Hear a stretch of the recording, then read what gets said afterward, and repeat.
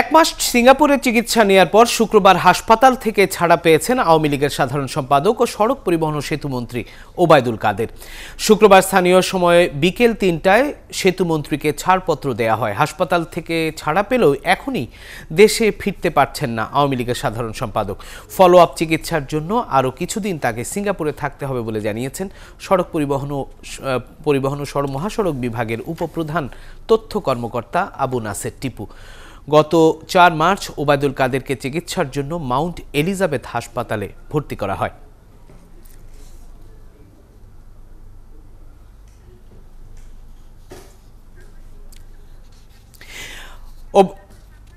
ওবায়দুল কাদেরের শারীরিক অবস্থার খবরাখবর জানাতে এখন আমাদের সাথে সিঙ্গাপুর থেকে যোগ দিচ্ছেন ছাত্রলীগের সাবেক সহসভাপতি জহিরুদ্দিন মাহমুদ লিপটন।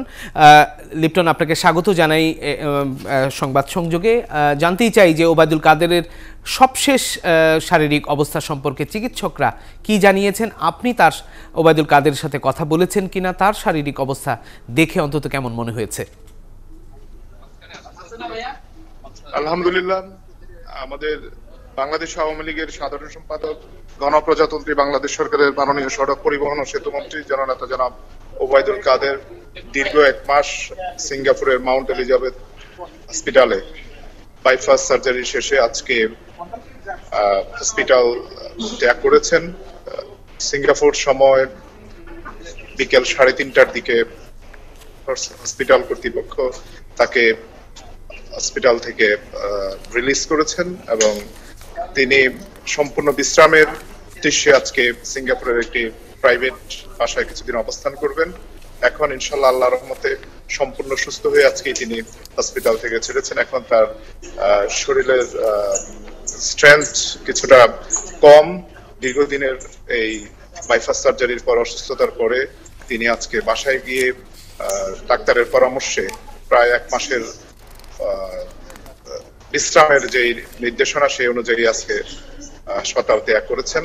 ইনশাল্লাহ আল্লাহর রহমতে তিনি আগের মতোই সুস্থ হয়ে খুব দ্রুততম সময়ের মধ্যে বাংলাদেশে ফিরে আসবেন এবং পূর্বের মতো স্বাভাবিক কার্যক্রম। লিপটন, কতদিন তাকে সিঙ্গাপুরে থাকতে হবে এই বিষয়ে চিকিৎসকরা আর কি বলেছেন?